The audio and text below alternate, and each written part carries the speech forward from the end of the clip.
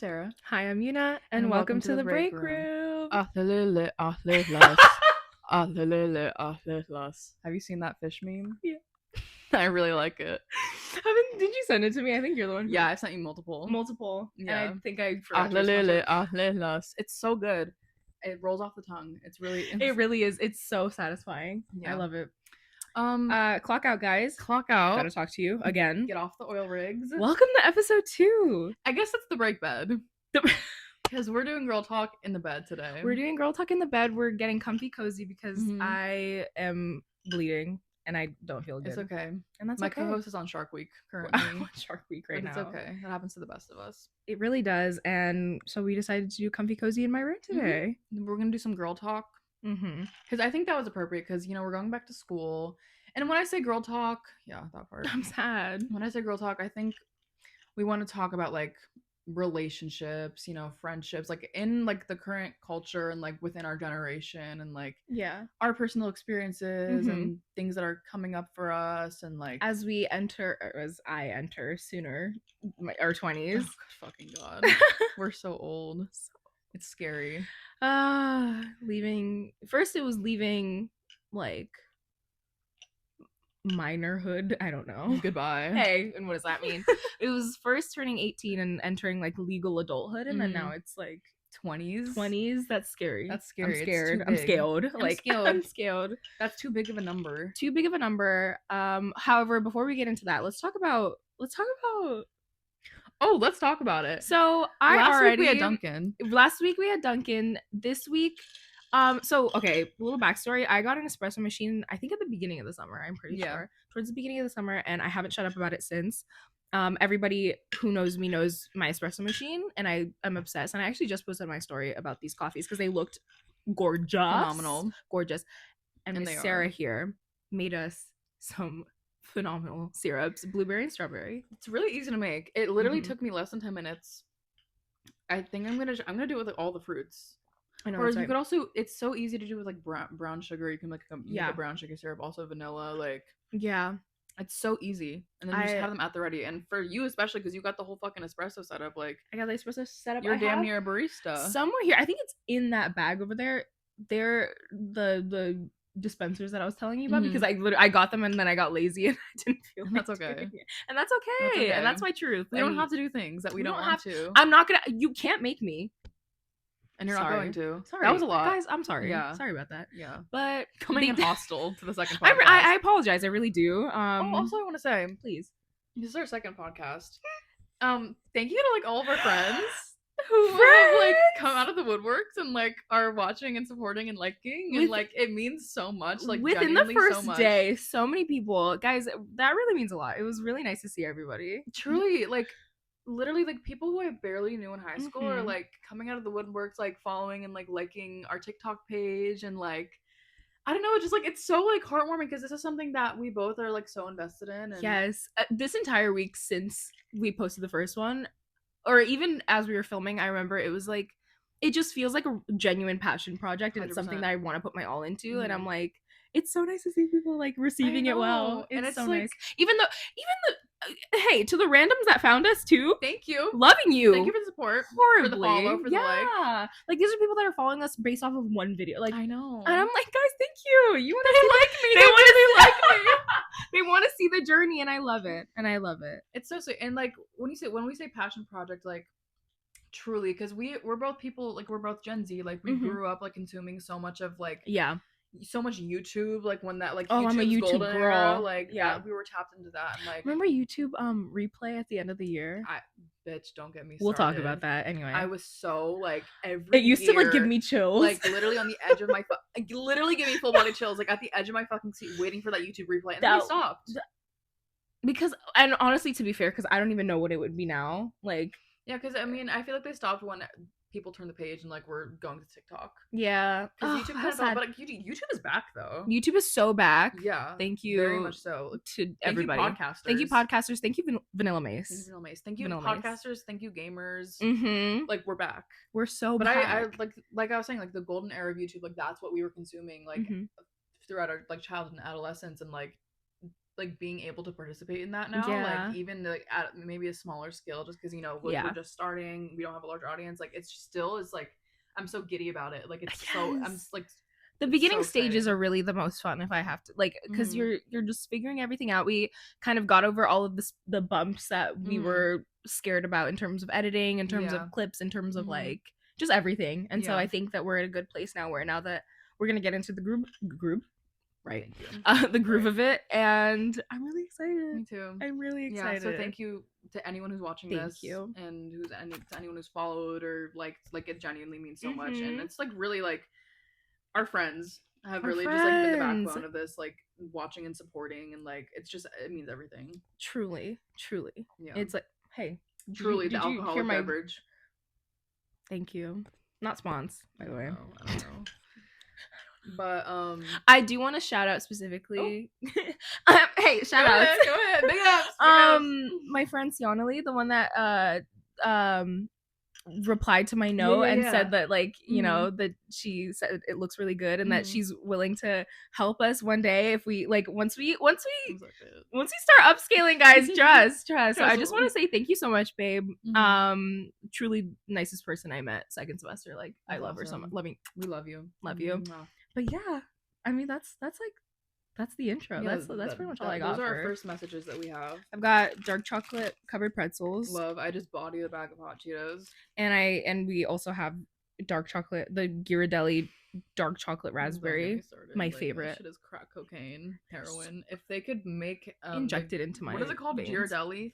Ghirardelli. If they could liquefy that, put it in a needle, I will be injecting it into my neck veins. I sure will. Thank you. Please do. But yeah, so me chewing into my car. That's disgusting. ASMR. Sorry. Don't ever do that again. I'm in your house. Wow. Going back to school. Okay, so I'm like getting anxiety in a good way and a bad way. I moved back to school because again, like I previously mentioned last episode, I go to a school that's around 3 hours away from home. I'm moving back in 2 weeks' time. I think a little bit less now, which is like God. I'm so sad. I'm anxious, but I'm also excited just like to turn a new leaf this coming semester. Yeah. Because what we were talking about separately was I think that we've both made the necessary choices to set ourselves up for a good school year. 110%. A better school year because freshman year is rough. And that's a universal experience, honestly. Truly, which like I felt in the moment, I felt so isolated in my freshman year, specifically like first semester and like beginning of second semester, and I just like felt like so miserable and like everything was going not the way that I wanted it to. Right. But it turns out a lot of fucking people have a terrible first semester of college, and it feels so good to know because obviously I wish it's all could have. Though. It is comforting. It's nice to know that it's not just you. Because I mean, you're just being thrown into this whole thing that you're like, imagine you think you're prepared for it, and then you're in it, and then it's like you're not. Especially, I think academically. I mean, also socially, but I mean, they're two different sides of the spectrum. But academically, like I don't think.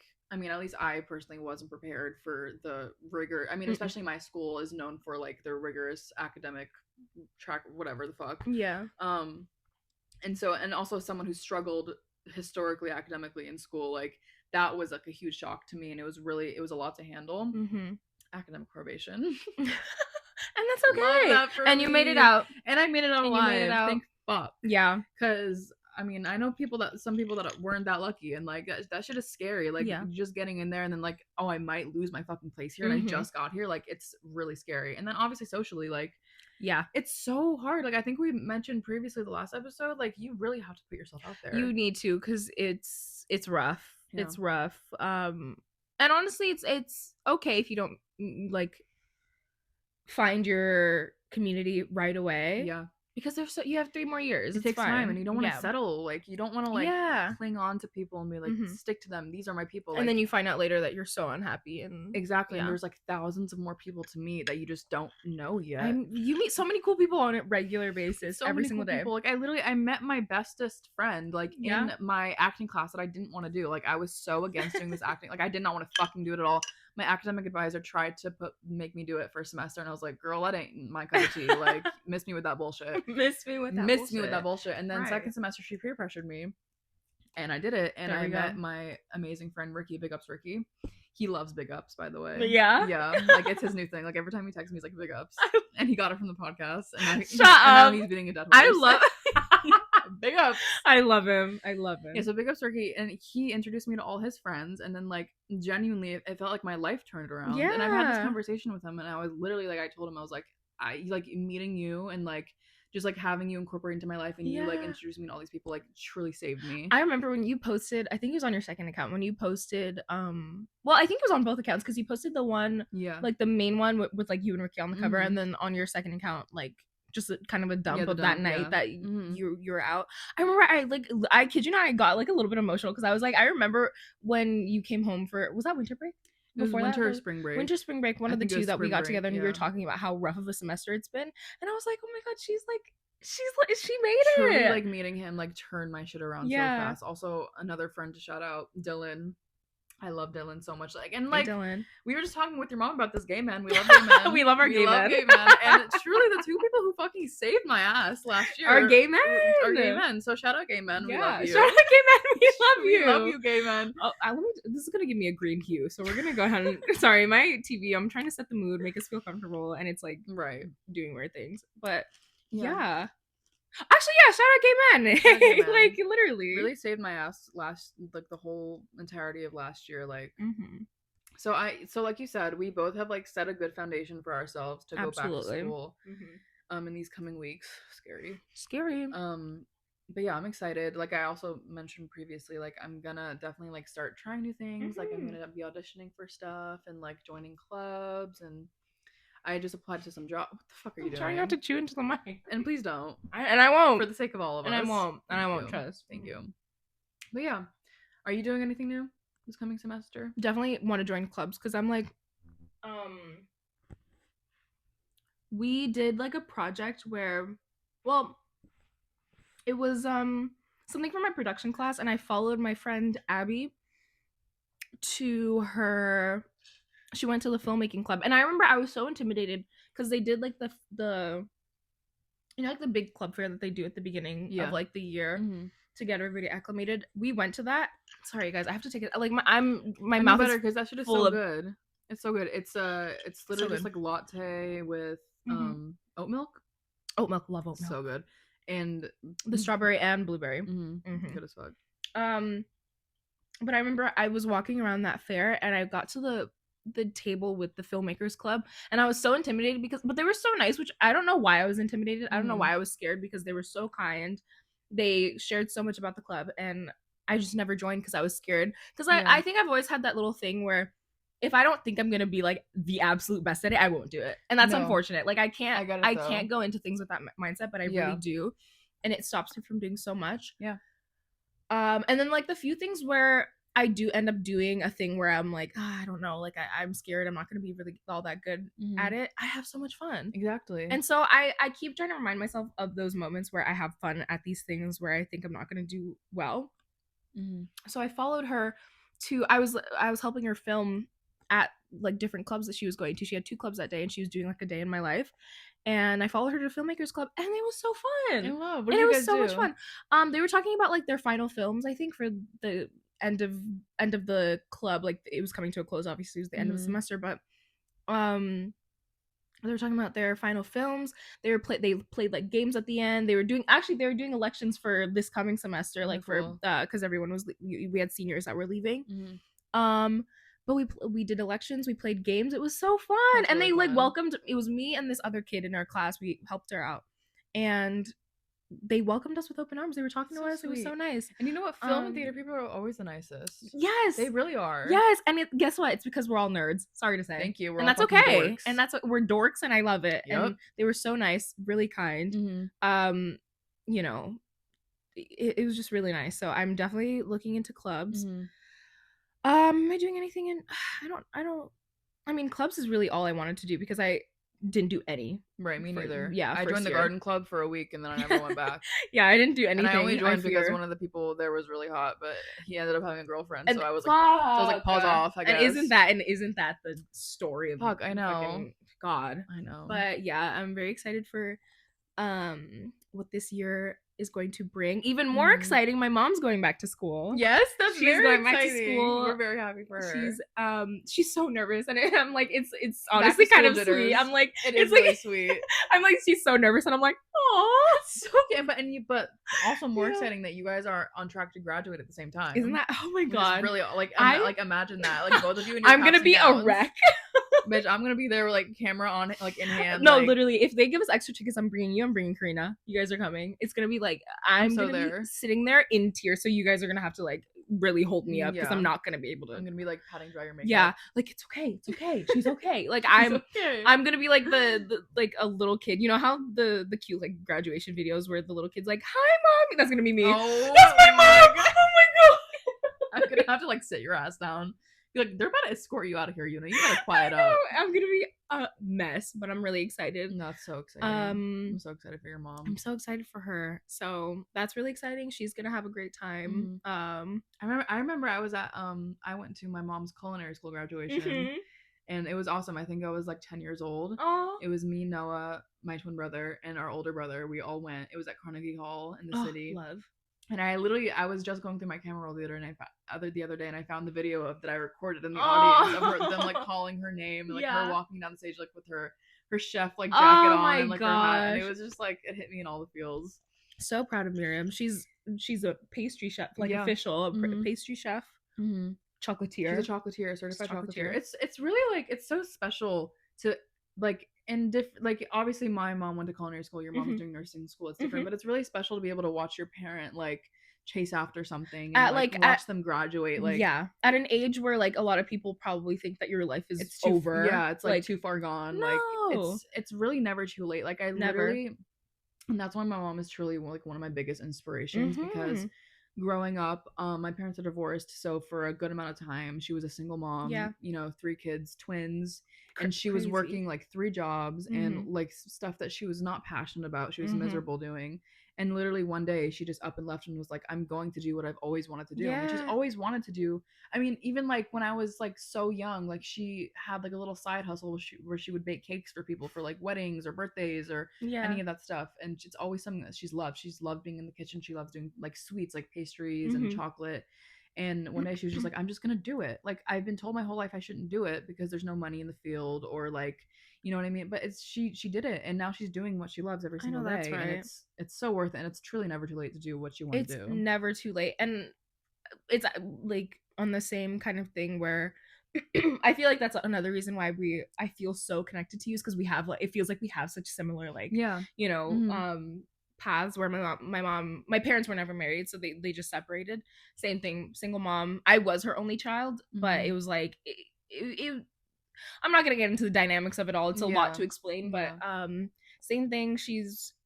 Was and is currently doing something that she's not passionate about. She, we're ready to up and leave, and we're gonna have to work towards that, and that's okay. It's gonna take time. It's gonna be stressful, but that's okay. But just like that first step of her going back to school, just like the opportunity that she's able to even do that, it's so exciting, and I'm really proud of her. And I also think, I guess, kind of going into the girl talk of it all, has helped me. Like this whole thing of seeing my mom and seeing people her age chase after what they want to do, what they want in life, has also helped with my fear of growing up, because I for a long time had a genuine fear of growing up, getting older, like feeling like, because it's not true that the fact that like I felt like I was in my prime at this current moment, that's not true. No, you have so much to do in your 20s, so much to do in your 30s, so much to do in your 40s. Like as each decade, like truly there's so much to do. If you think that your teens are the peak, it's not.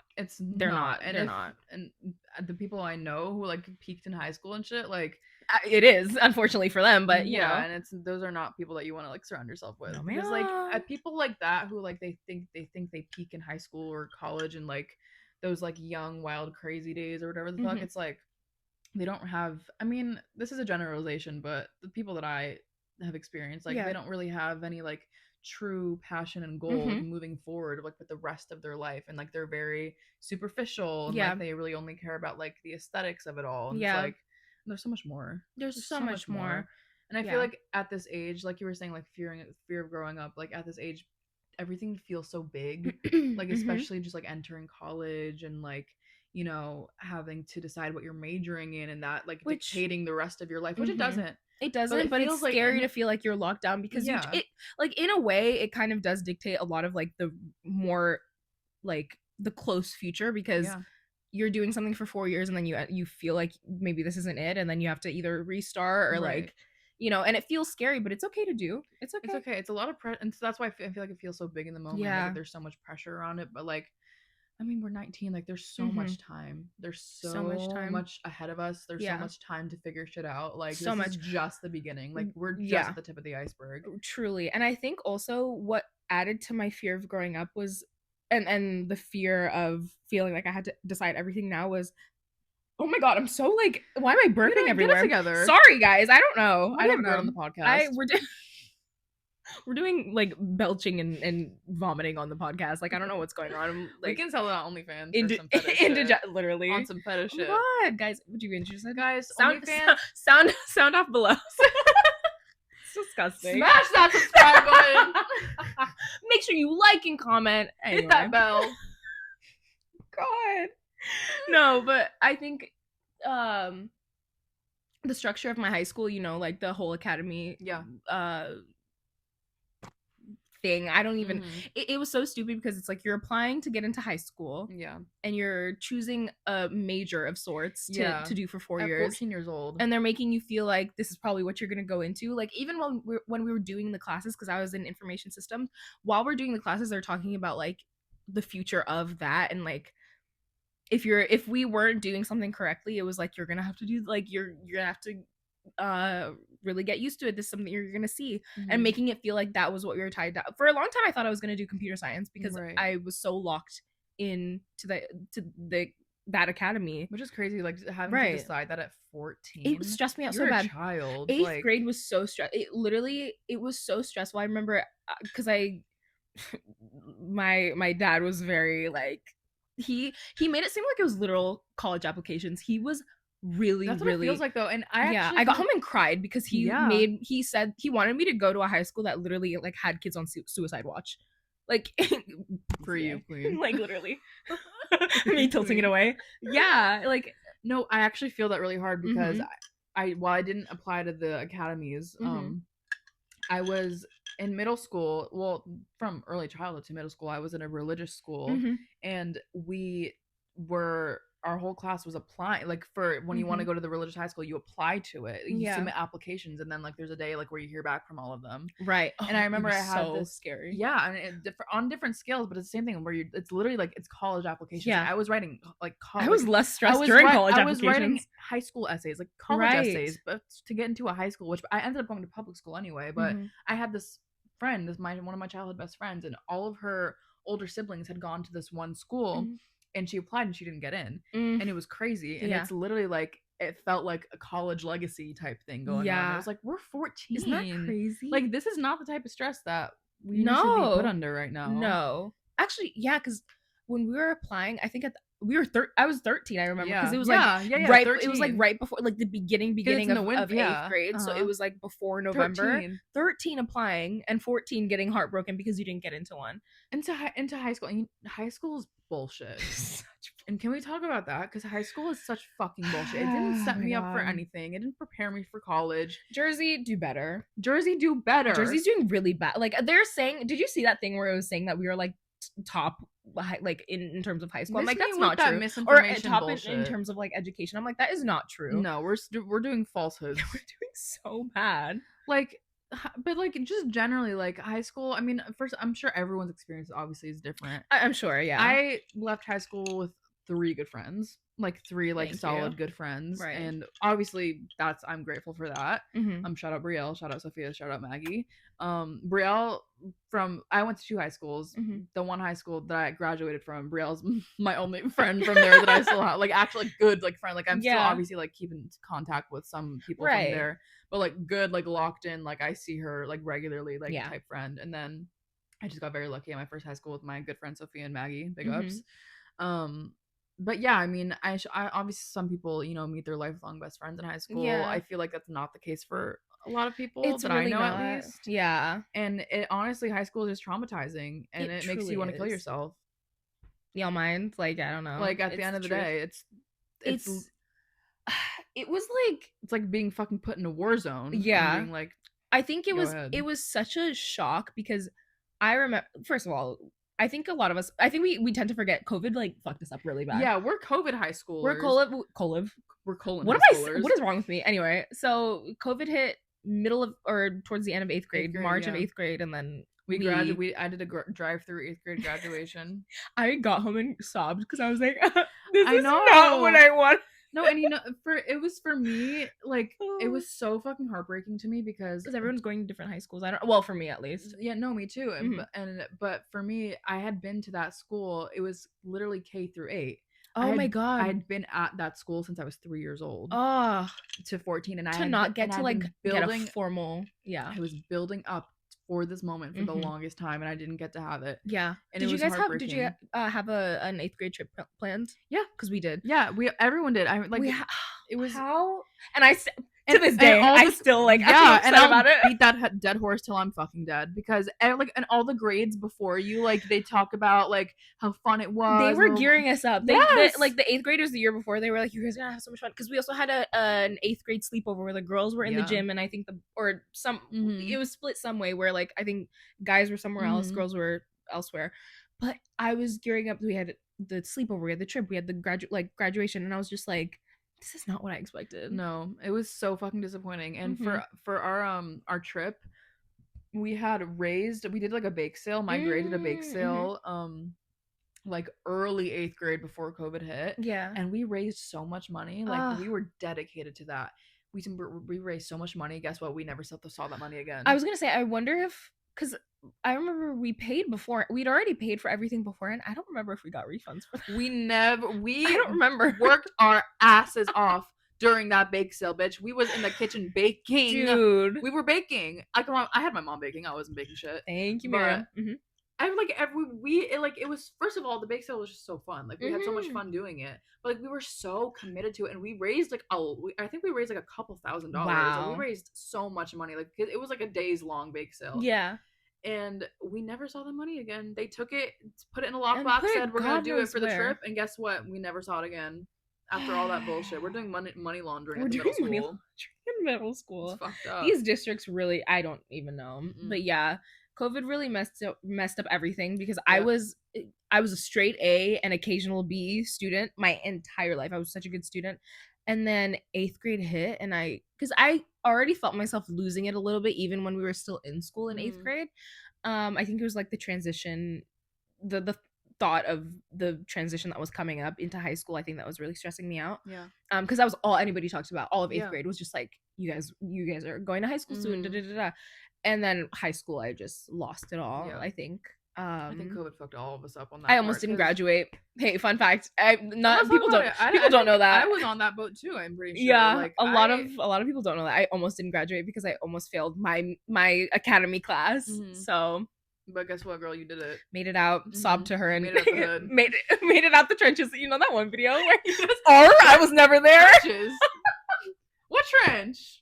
I was never there. I was never there. But yeah, I created a sob story and cried to her, and then she helped me. That's how it goes. That's usually how it goes. Sorry to say, hated her, but yeah, she's watching, by the way. She's watching. She's a big fan, so she's gonna She's gonna dislike this video. Yeah, not on any body shaming shit. She's just a big fan. Just big. She's just a large fan. But yeah, I just that was rough. I mean, our freshman year, for me personally, freshman year was hybrid. It was hybrid towards the end. I think I craved in-person interaction so bad. I was one of the few people who went in. There were like 2-3 people. I was one of 2-3 people in each class because nobody came back. Yeah, I think it was like an option at one point at my freshman year. Like, if you want to come in, you can. And then I did, and there was maybe one person there, and I was like, let me dip. let me gummies. I'm sorry. But yeah, and then sophomore year, masked up.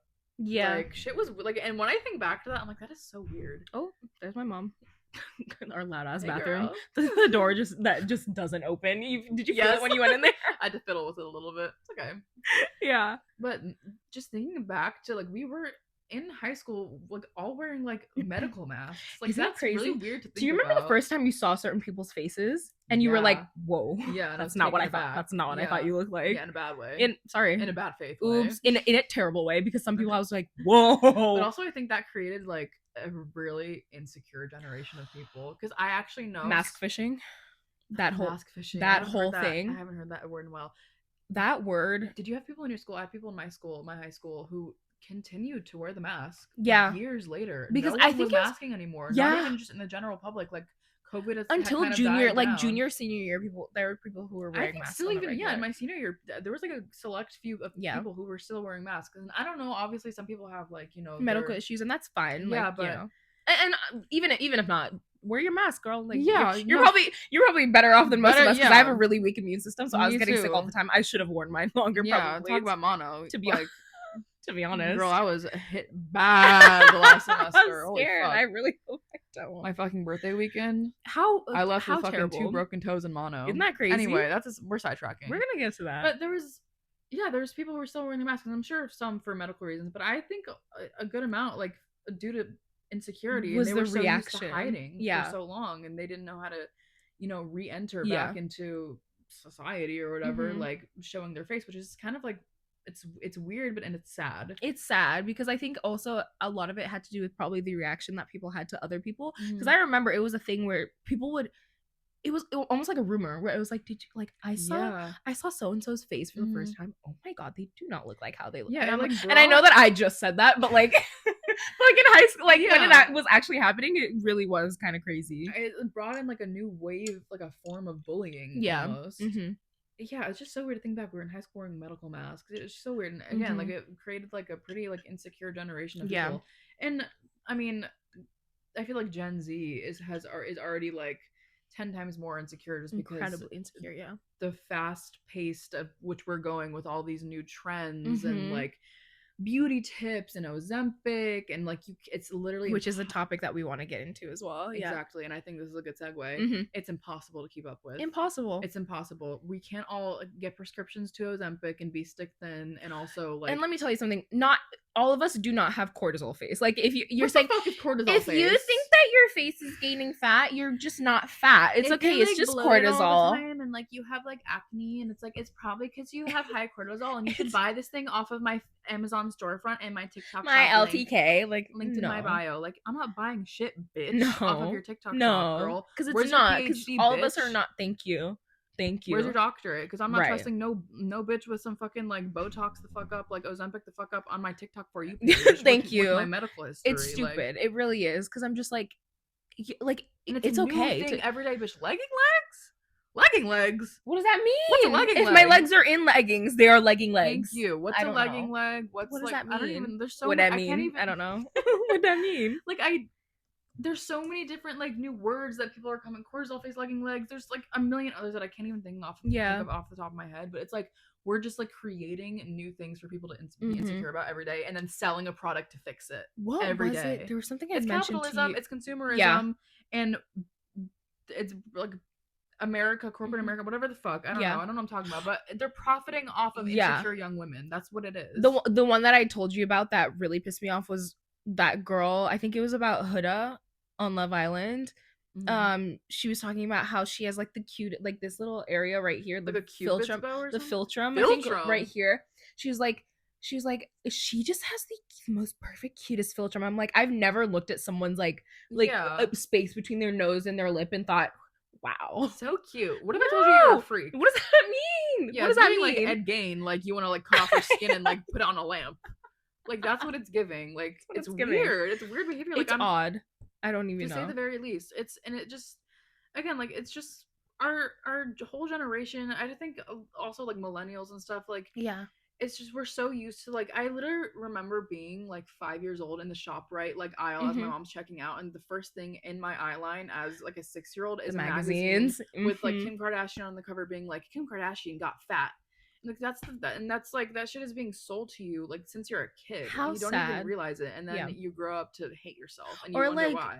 Like movies like The Duff, or like, oh my god, like, and that girl was not even ugly in the she slightest. Was not ugly. Like I just And I mean, any like early 2000s movie where they're saying where a character is fat, or not even she's a size 2. Do you remember? Did you watch Bring It On?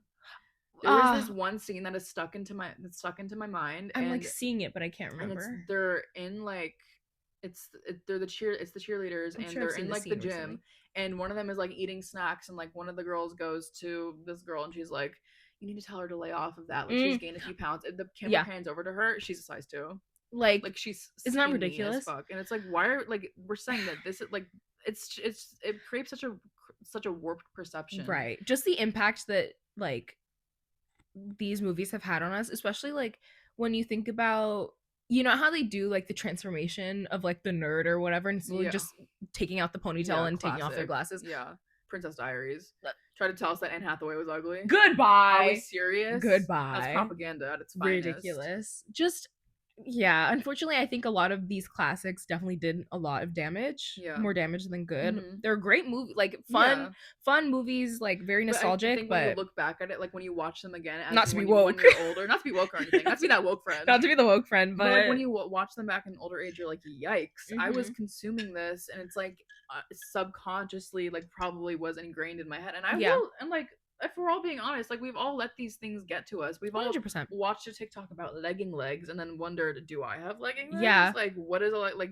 Do I need to do this or this or that? Yeah. Like, and it's just like it sticks. It sticks in your brain. It's that same thing where people say like the more you keep telling yourself something, like the more you're gonna believe it, because your brain. I don't even know if that's true, to be honest, because I saw it on TikTok, but like just your brain like can't tell the difference between like whether you're telling the truth or whether you're just like saying something because you think that it's true. 100%. So it's like the more that you consume these things, it sticks. It really does. And it's not good for you.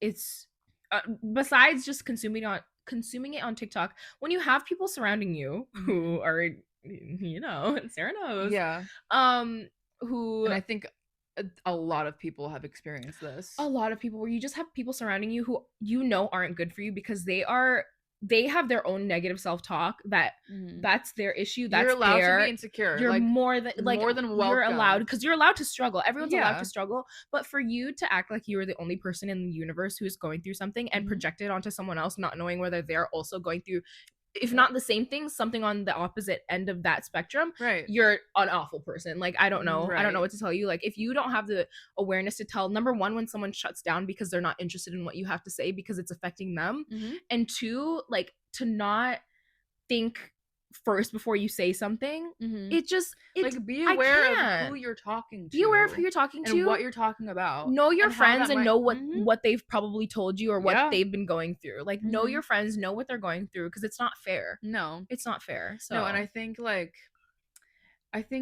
at every stage of my life, I mean, I'm sure I've like, maybe I don't remember, like at a younger age, like in middle school, I've probably like complained about an insecurity around the wrong person, and like that's impacted that person, and you know, but and I feel terrible because I was very unaware of a lot of things. But I think as I've grown up and that stuff, like the same thing has happened to me.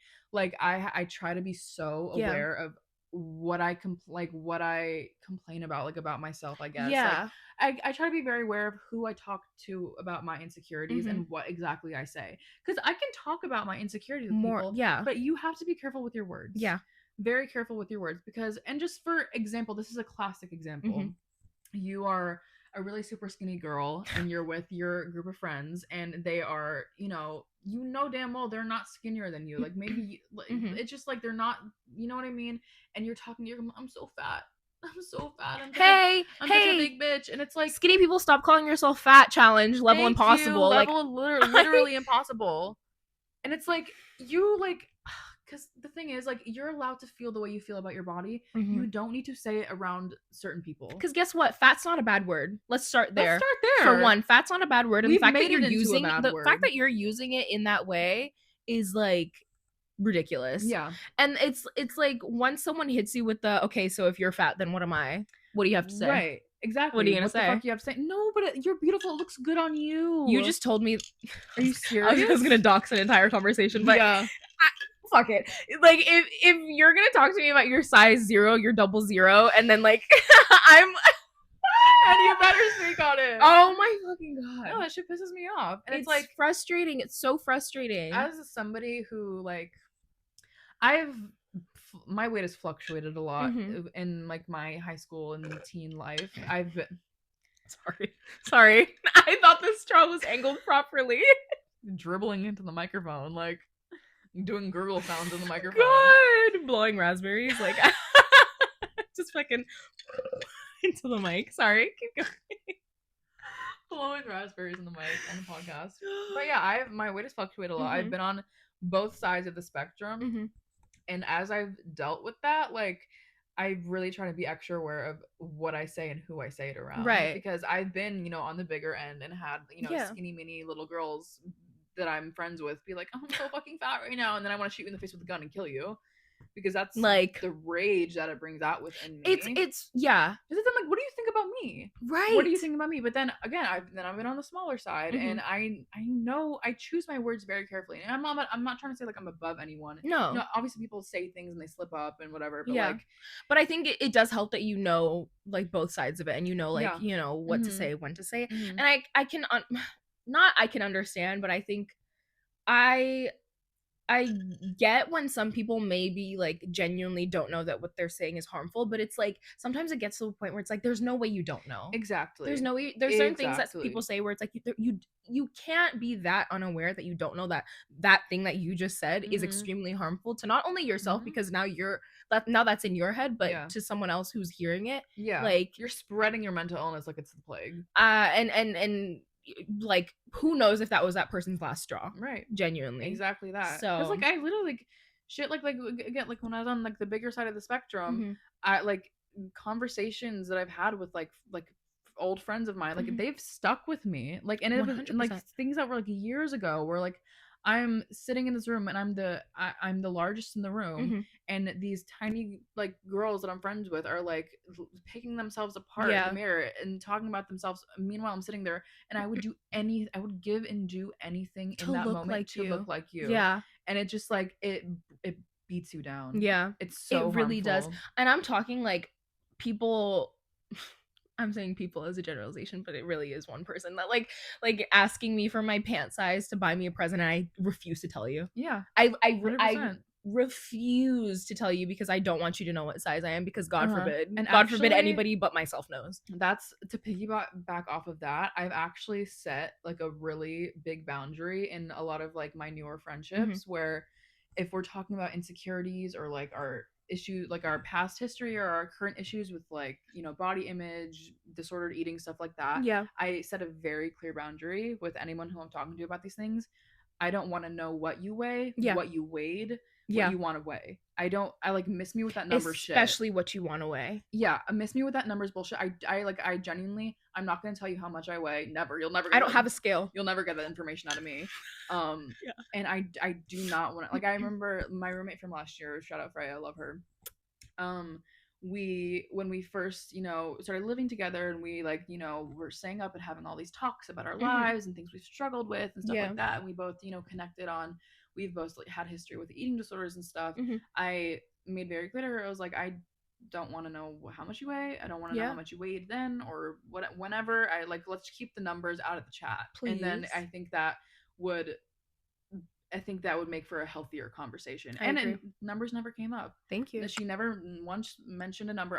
Nor did I. Like, because that also goes into like, talk about respecting boundaries, because like, and first of all, I'm sorry to no, but and the fact that we never brought up numbers, like, it really, like, I never felt like, because if anyone has ever struggled with an eating disorder, you know that they're very, very competitive. Yeah. It's a competitive disease. And I think the fact that we kept numbers out of the conversation made it so our conversations were more cathartic and productive rather than like competitive. Yeah. Where it's like, oh, you went through that, but like this is what happened to me. And like, even imagine. Like if it's subconscious, like that's why I say like the numbers of it all, because it's like even if she's not or I'm not trying to make it competitive, because it rarely is intentional, I will say, like very rarely. Like, but if someone if I were to say how much I weighed, or she were to say how much she weighed, and I like she wasn't even thinking about it, like making it into a competition. But in my head, I'm like, oh, she weighed that much. I need to get to that. Like, you know, it's just like we know what we struggle with, and we know that there's certain things that are just like off the table when it comes to these types of conversations. No, yeah, I agree. I think it would do everyone some good to just not have scales in their house, because genuinely, it me with scale in my room, and that's okay. And that's all right. And it's because I'm mentally ill, guys. And it's okay. No, and here's the thing. And here, I'm working on it, okay? No, and aren't we all? Because I'm like, listen, genuinely, I remember, like, at my dad's house, who no longer speak to, but that's a whole other conversation. But he had a scale in the bathroom. First of all, I remember he used to, which this really used to fuck me up, because he would, you know how you do the measurements like for your kid, like measuring height, and like you're doing it on a wall, and it's like it's supposed to be a cute little thing. He used to do weight as well. Why? And I remember, what's so weird, right? I think I was 16 maybe 17 the last time he wanted to do it, and I told him, I was like, no, I'm not getting on the scale. He was like, wait, come here so I can weigh you. I said, no. Are you kidding me? I'm so serious. You know, that's fucking weird. So serious. He like, why is your dad on eating disorder Twitter? First of all, that's some eating disorder shit. Get him checked out. I was like, I don't have to worry about him no more. That part. No, but he literally, I must have been 16 or 15, 16, I think, the last time that he was like, let me know when, because I was doing something. He was like, let me know when you're done. You like, let's go away. And then I was like, no, let's go away. Oh my god, if my fucking father asked me to weigh myself for him at that big age of mine, I literally would have shot him in the face with a gun. And I almost went to the gun store. All respect, Papa Mark, but loving you, David. Right, but that's insane. And also, like, crazy. I don't know at that point, like at that specific point in time, if what you were struggling with, if anything, but like, if, for example, if you say we're struggling with something food body related, which, you know, it was 1000% food related, that because would have been so triggering. I remember, like, because I've never been like officially diagnosed with an eating disorder or anything. I've never been officially diagnosed with anything, really, but and many people aren't, and I think that's part of it, is like, I'm just scared. I don't want to face it, and it's that's bad. So true. And to a certain extent, because I think it would do me some good, but like, I think it's just the fear. But at that time especially, and I still do, but like at that time specifically, I'm talking like, because the setup was like, the kitchen into the living room was like open, so there's no door, but which most places are, but like the hallway to get to my room was like completely open, so they could see. If I was passing by to get something from the kitchen, like, they could see me.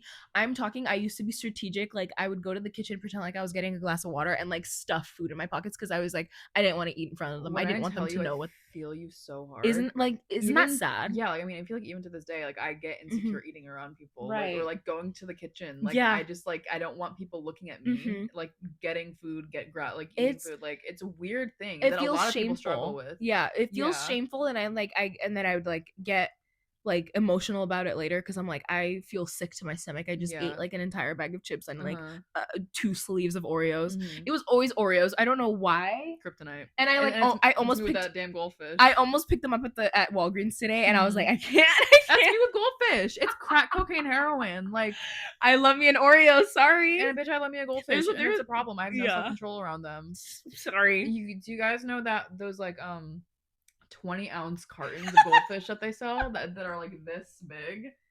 Yeah, clean that shit out in a day. One of the days that we were talking about the pod, and you were like, hold on, I Instacarted myself some goldfish 1 second. And you best believe it was gone in 30 minutes. I know, that's right. And honestly, probably less. Maybe like 15. Like, I don't know. Yeah, them shits. You cannot. Me and Doritos. It was also Doritos. Oh my god. And like I was literally telling you before we started filming, any like family size bag of chips, like don't let me around do it. not let me around that shit. Gone in a good 5 minutes. Ow. Like, it's gone. Like, it's gone. It's yeah. It was really, I think, around that time, because the thing is I've always physically been heavier than I look, whatever that means, I guess. But I remember last time I got checked at my original doctor, like my pediatrician, because I saw her all the way up until I was 18, and the last time I went, or like, actually no, not even the last time I went, I think it was when I turned 16, and they start asking you like, like questions about like, you know, if you're sexually active or whatever. That was the first time I'd done that, and she had my mom leave the room, and I was like, oh god, I'm scared. Oh no, this is like real. This is for real.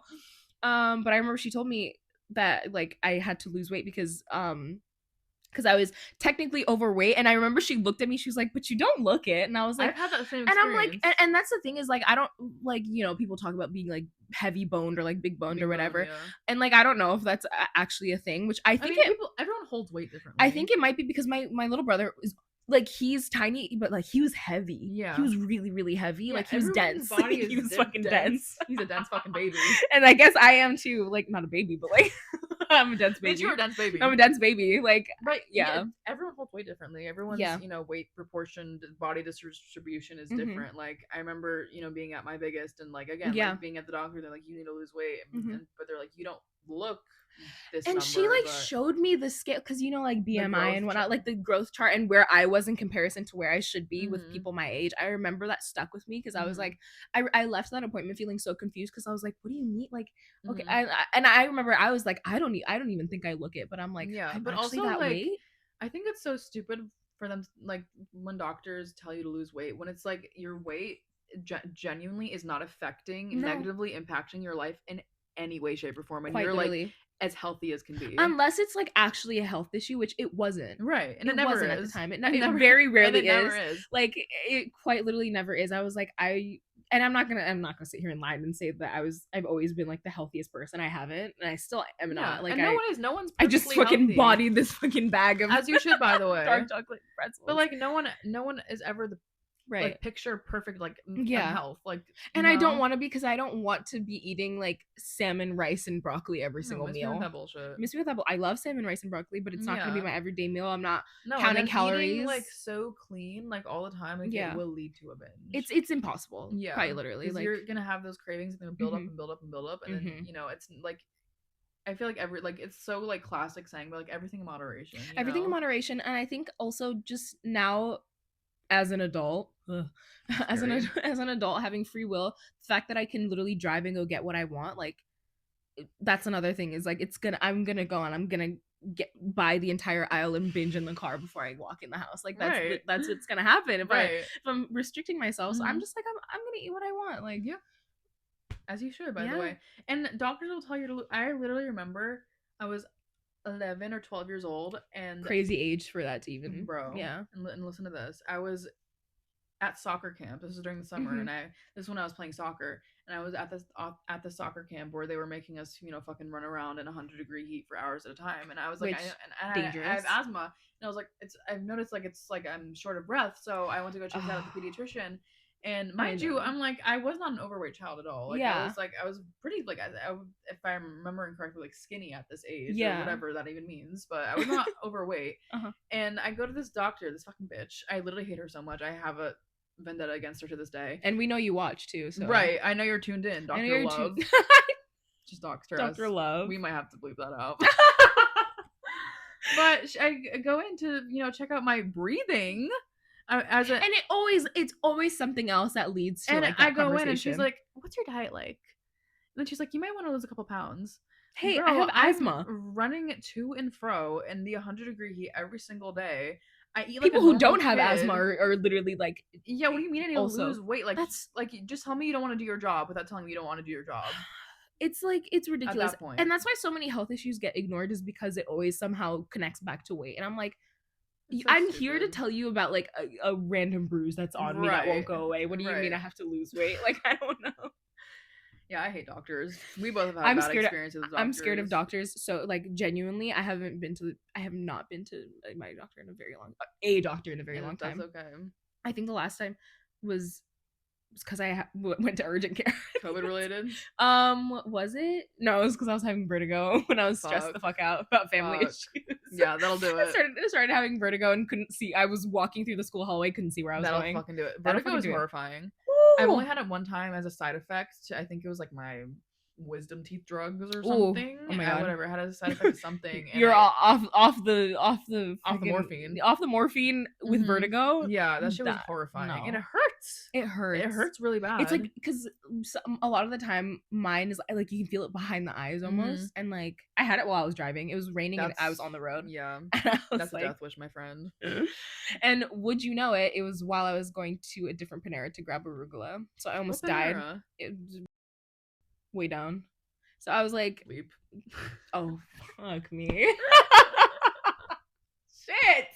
Okay. Yeah, I'm gonna go ahead. Yeah, I'm gonna go ahead with that post. Yeah, we're gonna handle that in post. But I was going to a different Panera and almost died on the road because of my fuck ass job. Really scary, especially on the highway. On the highway, it was raining. People had their hazards on. Like it was coming down hard. Thankfully, I was like a minute away from that Panera, and getting off that exit was something serious because I was literally like, I turn now, good luck everybody else. Like how like, I don't know. I just started going because I couldn't turn, because if I turned I was gonna like die. Right. So I was like, okay, we're just gonna keep our fingers crossed that nobody's in my blind spot. And I said, all right, here we go. And I you went faith in God in that day. I sure did. Thank you, Jesus. Like yeah, that was scary. That's crazy. But vertigo is doctors are a bitch. Like, bottom line. The day that I have a good experience in a doctor's office, I mean, I think I'm gonna start going to church again. Hey, I'm gonna turn devout Christian again. I'll catch you at that church. You catch me in the synagogue. Like, I'll be up in there. I'm like, we'll experiment. We'll go to a mosque. We'll switch. Hey, we're going to mosque. We're gonna go. Where do Buddhist people pray? I don't know. In the fields. Hey, who knows? Peaceful. I don't know. You know, all I know about Buddhism is that it's peaceful as fuck. So I just assume that they pray in the fields. Yeah. Maybe I'm being right. I don't know. Hey, we'll decide on whether to keep that in post. Right. Hey, I don't know. Actually, we do have a lot of Buddhist people come into our Panera because there's a church really close by. So that's right. Actually, I had a guy give me like I think it's here, so it's somewhere. I'm gonna find it. But it was like he was explaining which is why I'm like they must be having a great time over in Buddhism, because he was he was so zen, and he was like, yeah, like we just do this and that. And I told him I grew up Christian, and I don't really go to church anymore, and me and religion were just kind of like we're just kind of there. He hands me the paper. Oh, it had a link to his podcast. He has a podcast with somebody, with like a friend or maybe someone from the church. I didn't get to watch it. I think it was like a business card. I'm gonna find it. But he was just explaining Buddhism and how it's like, welcoming to everyone. And I was just like, oh, I don't ever hear any bad news coming out of Buddhism. Right. Really nothing controversial to talk about Buddhism. Never. Like, ever. So I'm just like, hey, loving them. Love to the Buddhists. Love to the Buddhists. Big ups Buddhists. Like, love. But yeah. The other thing I want to talk about before we go into our last segment was, and we could save this for another episode to get more into it, but relationships. Yeah. What are we at? We're almost an hour. What the hell have we been talking about? Anyway, I think we've had really productive conversations. I agree. We really chopped it up in a good way. In a big way. Yeah, like, in a big way. We're making big impacts this episode. And we are. Because we talk about some important shit. This is girl talk. Like, I love. This is relevant to, I think, a lot of people. And that's what I was telling. That's what I was telling you when we were talking about a girl talk episode that we wanted to do, like, really close, which ended up being literally second episode. Right. But, I was telling Sarah about how, like, because you brought up the idea, and I got so excited because I grew up on, like, your favorite YouTuber doing like a girl talk episode video, where they do a Q&A and they're like, ask what you need, and it's like, it truly was like having having big sisters that I never had. Right. I always wanted, because it was nice. Sister. And I wanted to either have a big sister or be a big sister 100%. to another girl. Right. That is. No, and I was too. just like, never got that. So I really relied on YouTube, because honestly, even as much as me and my mom and I are very close, like, it's different. It's a different kind of dynamic. That's mother-daughter. I mean, as much as I feel like there are a lot of mother-daughter dynamics that are kind of big sister, little sister, like, there's always going to be that mother-daughter pillar there. That's very, Yeah, which I got really lucky, because even when I got my first period, like, my mom freaked out, but like, but like, because I remember I went to the bathroom and I came out, I was like, I think I got my period. And she was like, oh my god, do you want to stay home? Like, you can stay home, it's okay. Like, period. Like, are you okay? Like, are you in pain? I was like, I'm fine. Girl, I was good. I shouldn't bleep that too. Giving away my school. God damn it. fuck. I remember my mom did not give a fuck when I got my period. I was like, I think I got my period. She was like, all right, you want a pad? You want a pad? Optional. Optional. I was like, slap me that pad, girl. Like, free bleed, I don't know. And then she gave me a pad, and then I wore it, and then I just put it in the trash can, didn't roll it up or anything, and then she's like, hey, next time, why don't you roll this shit up for me real quick, okay? And I was like, okay, my bad. Face up? My bad, G. Like, yeah, no, face up. Face up, like, bloodied up, like just like in the trash can, like plain sight. And she was like, and you know what? You were like, Sarah, let me talk to you for a second. You were. Can I talk to you off mic for a second? Like, she was like, let me talk to you off mic. No, because we cannot have bare bloody pads in the honestly trash. Though, you were low key like leading the feminist movement, because talk about like, you know, normalizing period blood. Like, you know what? I was about to turn into one of those artists who paint with their period blood in that very moment. I really was. That's the kind of like radical wave I was feeling. I know that's right. Yeah. No, I always roll up my pads. Yeah, and please do, by the way, because I have to change. Actually, I don't wear pads. I only wear tampons. Oh, right. Actually, I actually wear them to sleep because I have a death wish. No, don't do that. I do it all the time. Like I do not wear it. You'll never catch me wearing a pad. I do a night pad. I'm a tampon wearer through and through, but like nighttime I have to do a pad because my mom's because my mom will freak out if she because I'll be like, oh, shoot. Like, there's a certain panic in my eye when I realize I fell asleep with a tampon in that she'll be like, did you fall asleep with a tampon? I will leave a tampon in for 15 hours, and Lord have mercy. And the day that the cat is up to me, there will not be a new episode of the podcast. It'll be me like dim lighting. Be you in the hospital, me in the hospital bed, double leg amputee. That's what it's gonna be. It's gonna be just dim lighting, just me being like, guys, so. Some really unfortunate news. Right. Yeah. Sarah's lost all of her limbs.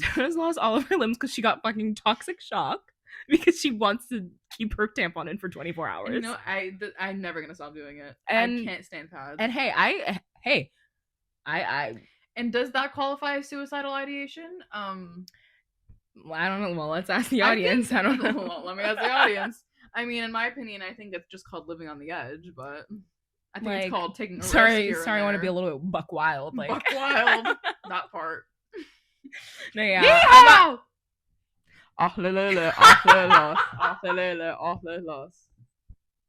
part. What was the other thing I was gonna say relationship? on the mic today? No, just like a meme that I was thinking about earlier. Jack Black?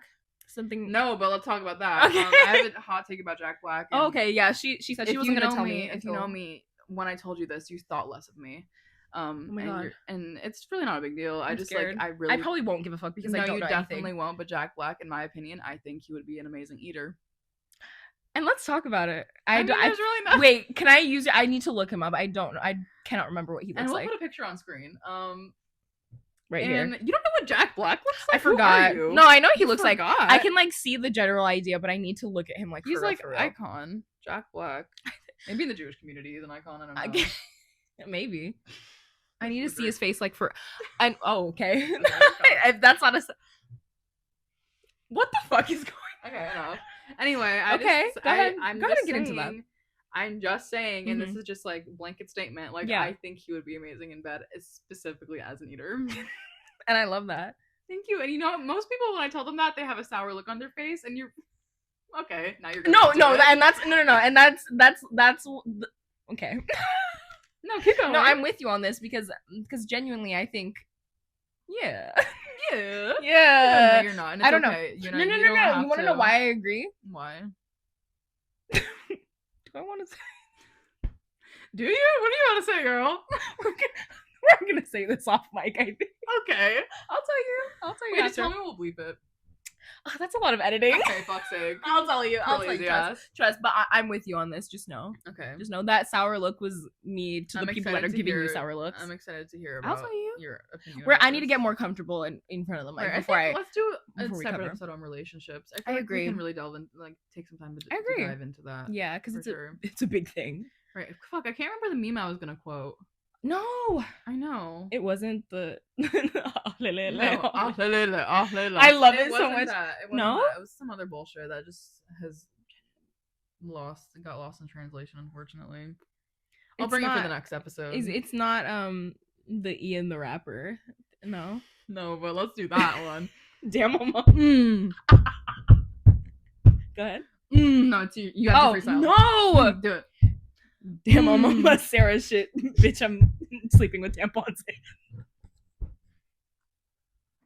You go.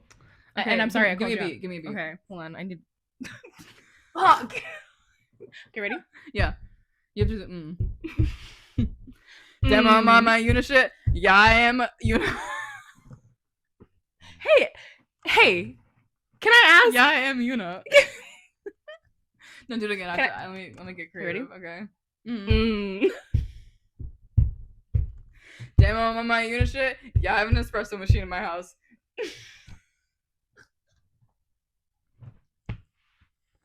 That was a good one. That was great. Yeah, that was because that is me. That's me too. That's what I was brewing up in my creative writing class last semester. I love, and I kept it in the. I was sitting on that until right now. About me having an espresso machine, mind you, didn't have it until like 2 months ago, and that's okay. It's okay. And that's okay. Am I allowed to fib once in a while? That's okay. Do you think that's allowed? They're gonna cancel you because you're already lying to the people. They're gonna hang me in the town square. Thank you. You see me. You see me where others don't. God, I really do. Yeah. I see you all the time. That's why I love you. I love you. I actually was thinking about this earlier today. Mm-hmm. I think this year, I've seen you the most. Like I've seen you so much. Like the okay. I've seen you more this year than I ever have before. Like hang out and shit like that. By the way, I'm really proud of us. We're clocked in. We've seen each other every break. Mm-hmm. Even the time that you were here randomly. October break. So. Yeah. And also Thanksgiving. I spent Thanksgiving here. She did come over for Thanksgiving. Had a great key with Rachel. That was awesome. That's my mom, by the way. Love, shout outs. Shout outs, Ray. Big ups. Yeah, we've seen each other every break. We've been really good on the summer hangouts. Mm-hmm. And now we're co-hosts, which I literally posted yesterday about how like there's so many people to see, so many things to do in the next like week or 2 weeks because everybody's either leaving or like fucking going crazy about how I haven't seen them yet. So I'm like, right. And we'll get into my thing is that I just don't if I don't want to like see anyone, I just won't do it. And I really wish I could do that. Right. I think it's my fatal flaw. I think it's good that you actually put yourself out there and do it. I personally, I will just lay in bed and just look at my phone. And then that's kind of like my plan for the day. I wish that was my plan most days. Do not disturb. I'm not answering any texts or calls. Do not text me. Don't call me. You can text me. You can text me because I'll answer at my own discretion. Right. You can text me. I'll get back to you in maybe 4 business days. But if you call me, don't call me ever. And not even call. Do not ever FaceTime me. Do not FaceTime me. I hate being on FaceTime because I feel like I'm chained. I'm literally chained. Because I'm gonna be looking at myself the entire time. I'm gonna be looking at myself, and also I can't like freely just like I don't like when people FaceTime me when I like am sick or something because literally like I'm moaning and groaning the entire time. So I'm like I can't. And I look like a gremlin. And I look terrible. And you're perceiving me in this state. And mind you, the entire FaceTime, I'm just thinking of a segue and how I can get out of this FaceTime. Well, this was nice. All right, I'm gonna catch you. My go-to is usually like, oh, like my mom needs something. She's not even home. I use that. Sorry, if I've ever used that on you, I'm lying. I'm really exposing myself here. No, I don't call me, don't text me. I'm not gonna answer. If you want to hear from me, I'll do it on my own time. Yeah. And that's probably really fucked up and shitty of me, but at the end of the day, I'm really hard. Well, okay, this is really bad because I actually am good at answering when I like really enjoy you as a person. But not even that. Like, some people I actually really fuck with. Yeah. But I just I'll talk to you in person. Like I can't do the texting shit with you. But like in person, we'll have a key on text. Miss me with that bullshit. But then there's some people where I love texting. Like I think texting styles is a thing. I agree. If we are not on the same like wavelength, like I just if we're not compatible over iMessage, then then I'm sorry. I'll wait for the in-person hangout. Yeah. Until then, Mama, you're not hearing from me. You're not hearing from me, and I feel like you're not hearing diddly squat. Thank you, diddly squat. Thank you. Yeah. Okay. Well, do we want to do workplace gossip? Oh my gosh! So last week, if you watched till the end, the 5 people who watched it, because I'm guaranteeing you, that about 70 of those views were probably us. For sure. And that's okay. For sure. But if you did watch the full episode, we had to cut out a part because Sarah's mic cut out, which I'm seeing right now. Neither of our mics have cut out. Yeah, I just want to check. How crazy would it be if we weren't recording? Sorry. Don't. I'm going to become paranoid schizophrenic on the podcast. Don't do it. Don't do it. I'm going to go check. I'm going to go check. Damn, I'm on my Eunnah shit. Yeah, I went to go check the camera again. Dun, dun, dun, dun. That's the best part. Nah, it really is. But yeah, last episode we had, and thank God my mic cut out just for the last 15 minutes, so we can just do the segment now. But we're gonna be introducing a segment every episode. It's called Workplace Gossip, because after all, we're in the break room. Thank you. So this segment is gonna revolve around just like pop culture. Yeah, please turn off mic, thank you, because I'm about to have a freak out. But pop culture, drama, internet drama, and there's some hot goss going on right now in the stratosphere. Let me grab it. And specifically in the Love Island universe. Yes. In the Love Island multiverse. Kenny and Janae. Kenny, when I fucking catch you, Kenny. Oh, boy, Kenny, when I catch you. Fucking raps, bro. Kenny, when I catch you. Kenny. His bitch ass. Hey, people. Okay, so apparently we're cursed. We're cursed because literally in that last clip you saw, Sarah talks about how we had to cut our last segment because her mic cut out. And here we are. I went to go check the camera and I was like, oh, perfect. We're still rolling. Cuts out immediately after because my storage was full. Again, during our last segment. It's the workplace gossip curse. It truly, they just don't want to see us be great. And no. You want to know what? I think I hate to see two women thriving. I need to do a really big camera roll clean out because God, I have not had to deal with storage problems in a long time. I need to figure out my iCloud because I'm just. It's okay. Like I was saying, we need to get a work phone. Yeah, we do need a work phone because I think it'll help us a lot. But times are tough. So it's economy. And I need a new laptop. But to pick up where we left off about Kenny and Janae, I was getting pretty heated, and I'm gonna get heated again because what the fuck, Kenny, literally. Insane. Yeah, me and all my bitches hate Kenny because he's racist. Racist, dating a black woman for a year and faking the entire thing. Right, and you were saying before it cut out, dating as a black woman. Oh yes, so what I was getting into was just the idea of what I've tried to explain to a lot of people, which most people don't get, which I don't expect anyone to get, but like sometimes it's hard when someone doesn't understand that like dating as a black woman is so different because you have to deal with kind of fishing out who is actually genuine because there's the people, the fetishizers for one. I've talked to you about the so-called wiggas, if you will. Thank you. Thank you. And we found plenty of them in your Hinge profile. Yes, we have. They tend to pop up on your Hinge now and again. That one guy who's like literally like anytime a black woman speaks or whatever, his entire profile is just dedicated to like praising black women, which I'm like, it gets to a point. Right. It does get to a point. It's like, let's lock in and be serious for a second. It seems like there's a very thin middle ground, and it's either they hate us or it's like, yes, my queen. My queen. Don't like, and don't pull no. You being a fetishizer to you. And see, it's okay. It's okay when you do it. It's not. It's not. It's not okay. First it was me calling you black. Now I'm saying you can fetishize now me. I'm a black fetishizer. Good lord. My track record is not good. Guys, and it's okay. My digital footprint is not going well. Listen, and it's all my fault. It's all your fault. Classic blaming the black woman.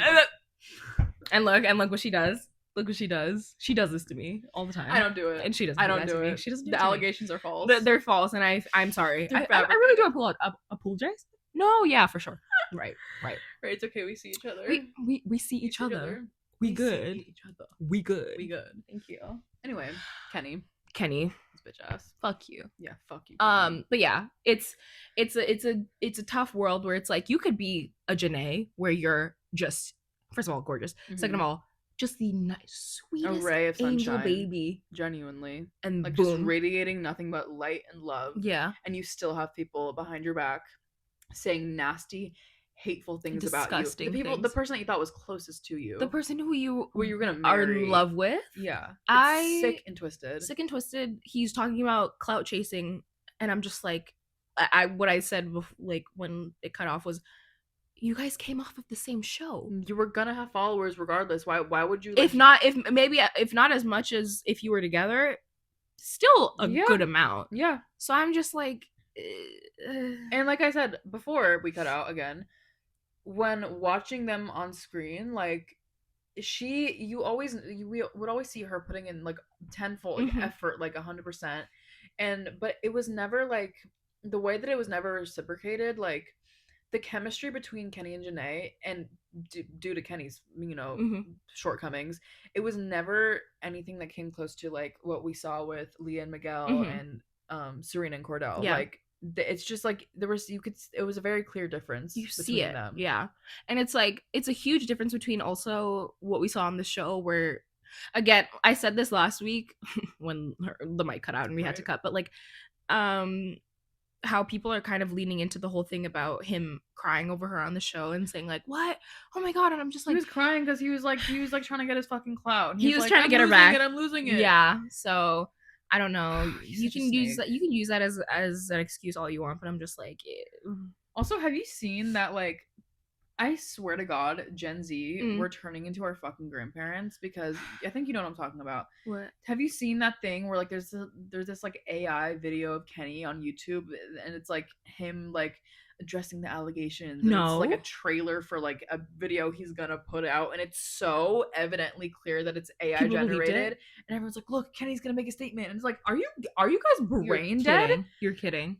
Are you guys brain dead? You're kidding. Do you have a brain eating amoeba? That's like fucking eating away at your critical thinking skills. You're joking. Like, we are turning into, like, this is like a total sidetrack, but it's just like it literally like it makes me nauseous. Like, I was just watching a video. I saved it. I can't remember if I reposted it, but I was just like, it is. AI is truly eating away at everybody's brains, and I won't say that I didn't use it this entire school year. Sorry to say. No, like, but I'm done. I really am done. Because yeah, sure, I love me some ChatGPT for an assignment real quick, but like at the end of the day, like, it is really harmful to our environment. Not only that, guys, please stop putting your personal information into ChatGPT because you want to generate what your future is gonna look like. Don't do it. Don't stop giving them your pictures to make AI generated pictures of your future family. Stop telling them everything about yourself. Telling them like, oh my god, this friend did this to me. Like, what am I supposed to do? Eunnah, I fucking knew somebody last semester. Hope to God that person isn't watching this. This person, every time they had like a mishap with a friend or something, it'd be like, guys, should I ask ChatGPT? Not even as a joke. It did it every time. Literally would use ChatGPT to generate responses to text message, like for a fight she was having over iMessage. Imagine fighting with someone and it's not even their words. It's ChatGPT. Imagine. And I was like, at that point I was like, okay, it's getting to a point where there's no return. I mean, for you at least. For me, I'm trying to cut back on my AI usage. I really am. I deleted ChatGPT. I deleted my account. So I'm like, I feel like if I do end up falling back into that, it's gonna eat at me the fact that I'm making a new account. So I think it's gonna like really click and be like, no, don't do that. I think it's literally affected like my academics. Like, it's affected my ability to like just sit down and write an essay. Like, but also, again, it's just like it uses so much water. It's so horrible for our environment in a time where our climate, like the climate crisis, like our world is already in such big trouble. And again, having Trump as president again, and he's cutting back on everything. Like that has anything to do with like sustainability and like education, environmental PBS. Stop. PBS kids. I wasn't allowed to watch Disney Channel or Nickelodeon, so all I knew growing up was PBS, and now it's fucking going away. How? And I'll cry on the podcast. I like literally just all the videos that are coming out right now, just all the compilations and just of all the shows we grew up on, like, and like education, like all these shows like are educational. Like, I learned I think the Order of the Rainbow. Where was it from? I don't know if the Cat in the Hat was PBS. I don't think it was, but like, I think it was. I think it might have been. But I learned the Order of Roy G. Biv through Cat in the Hat. Let's talk about Supergirl. Like, did you watch Dinosaur Train? Did I watch? That was me, my brothers, and my cousins. Did I watch? My God, they had that one adopted one. He was a different race than the other ones. Talk about interracial adoption. They were really hitting on the important subjects. Thank you. Yeah. And I'm going to be crazy and go check. And you better, because I was thinking the same thing. I'm scared. Woo! Okay. I almost got scared. I thought you were going to say that it cut out. Oh my God. It's going to cut out immediately after. Please. But, okay, enough with the Dinosaur Train interracial adoption. Yes, let's go back to Kenny and Janae. Yes. I went off on an AI tangent, but, yeah, so really, really feeling horrible for Janae. We were talking about how, like, it's really nice to see how everybody's rallied around. We were talking about how even the ops, Connor, who we also talked about, how hot he is, unfortunately. I fear. And we're hoping for reconciliation between him and Janae on the basis of he unfollowed Kenny and also he's mixed. Yeah. So I'm sure he is also personally hurt. I hope. Because also not I hope, but like, you know what I mean? Yeah, like I hope he understands. Him and Kenny were friends. I'm sure that this probably is not good news for Connor. Yeah. Or anyone obviously around him, but oh yeah, because I'm like, especially knowing that Miguel and Cordell unfollowed Kenny as well. I'm like, dude. Yeah. He's losing everyone and everything. You fucked up badly. And it's not like he's not even fucked up. Like, it's just like it came to light that you're just a bad person. Yeah. So I'm just you're sad you got caught, like that type shit. Like, you were always this way. It's just now come to light. And you can say all that you want about like whatever rumors or whatever. If the evidence is right in front of everybody that knows you, like what are you supposed to do? Yeah, and unfortunately it came at the cost of Janae, but yeah. Like I said before, like it speaks volumes about her as a person that she's like really taking the high road and like has wanting to turn a new leaf. Right, like went on her Instagram and was like, I am trying to move forward. I hope you all can as well. Like, let's stop talking about this. Let's move on with the future. Like, and she could easily go on Call Her Daddy and like just like air him the fuck out. Yeah. And she's not doing that. And you know what? It's totally warranted and she wants to do that tomorrow. Like I said, we're sat and we're all ears. And like I'm supporting of that. But like it really just speaks to how mature she is as a person. Truly. Truly. Loving her so and how horribly. She's like rising above all this bullshit. Which can't say it would be me. No. And it wouldn't. And it would never. And she, you know what? It's because she's better than me. She's better than me. Because I'll beat a dead horse. And guess what? I aspire to be her level of like mature because Lord knows I would. Hey, not. Paul Revere. Ever. Paul Revere, tell everybody. The British are coming type shit. Like literally, Kenny's coming. Like Kenny's on coming. Some Andy's coming shit. Like everybody's coming. Bitch, Kenny's coming. You better hide. You better hide. Fuck. Yeah, like girl. Now we're beating his ass. Me and you jumping his ass. Watch out. And do you remember? I think I told you when when Love Island season 6 was going on. He reminded me of that one kid that I was talking to in junior year of high school who I hated a lot. Yes. And they have the same last name. I'm not saying that says anything, but. And I sure do remember. Right. So. Never forget. The signs were there. The signs were always there. And, yeah, me and all my bitches hate Kenny.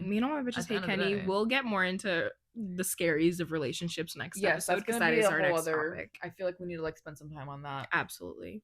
For sure, and I think we cut it here just out of fear. Yeah. Out of pure fear that it's going to cut us off, which who knows. And it probably already did, but. And if it didn't, we'll catch you guys next week. That's a wrap on episode 2. Thank you for joining us. Like we tried to, finish off last time, right? About 20 minutes ago. Go clock back in. Go get on your Zoom. Clock back in. Log into Microsoft Teams. Yeah. Get on the oil rig. Google Hangouts. Like, I don't know. Go back on the construction site. Girl, do your shit. Put your hard hat on. Like, put your hard hat on. I know that's right. Put them gloves on. Get out there. Right. So, thank you so much. Put your stethoscope on. Right. That far. We have doctors watching the podcast. We have doctors watching the pod. I know that's right. So we love it. We're loving you guys so much. So horribly. Thank you for tuning in. Bye.